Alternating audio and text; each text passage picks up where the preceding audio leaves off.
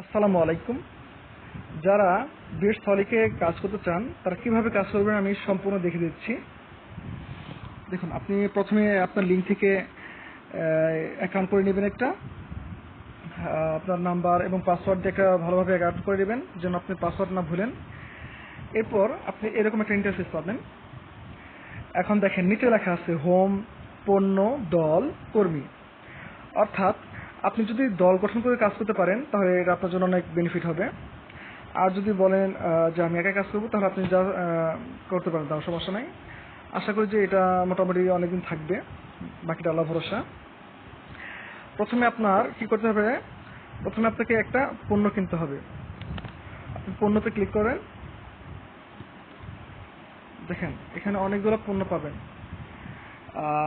দেখেন আমার পণ্য লেখা আছে, সেখানে ক্লিক করেন। দেখেন আমার একটা অ্যাক্টিভ কোড আছে, আর আছে আমার আজকের আয় 160 টাকা। প্রতিদিন আমার 160 টাকা করে আয় আসবে। এরকম অনেকগুলো পণ্য আছে, আবার অনেকগুলো হচ্ছে এখনো খোলা হয়নি, মানে এই সাইটটা মোটামুটি অনেকদিন থাকবে আশা করা যায়।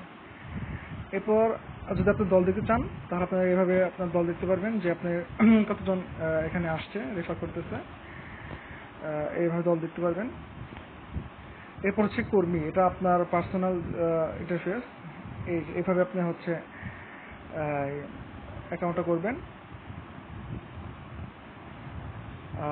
দেখেন রিচার্জ, এখান থেকে রিচার্জ করতে পারবেন 800 টাকা। তারপর হচ্ছে আপনি পেমেন্ট কোন গেটওয়েতে আপনি পেমেন্ট করবেন, পেমেন্ট হচ্ছে একটাই আছে আপাতত। এরপর হচ্ছে এখনই রিচার্জ করুন, এই অপশনে ক্লিক করলে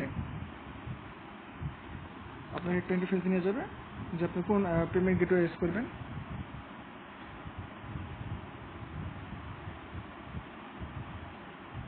দিচ্ছে এখন আপনি বিকাশ ইউজ করবেন নাকি হচ্ছে নগদ ইউজ করবেন। আপনি যদি বিকাশে ক্লিক করেন তাহলে আপনি বিকাশে নাম্বার পাবেন, নগদ ইউজ করলে নগদ নাম্বার পাবেন। আশা করি এটা সবাই পারেন। এইভাবে আপনি নাম্বারে সেন্ড মানি করে তারপর হচ্ছে ট্রানজ্যাকশন নাম্বারটা আপনি এখানে 8 সংখ্যা ট্রানজ্যাকশন নাম্বার পাবেন, সেটা আপনি এখানে দিয়ে পেমেন্ট নিশ্চিত করুন। এভাবে করলে আপনার আইডিটা অ্যাক্টিভ হয়ে যাবে। যদি কোনো প্রবলেম হয় সেক্ষেত্রে আপনি তাদের গ্রাহক সেবা আছে, গ্রাহক সেবাতে ক্লিক করেন। উপরে যে টেলিগ্রাম আছে এটা আপনি ক্লিক করলে আপনি তার সাথে যোগাযোগ করে আইডি ঠিক করে নিতে পারবেন। আশা করি কোনো প্রবলেম হবে না। আর এটা অনেক দীর্ঘমেয়াদী ইনশাল্লাহ, দেখা যাক কি হয়, আল্লাহ ভরসা। যদি কেউ না বুঝে থাকেন তাহলে আমাকে বলবেন।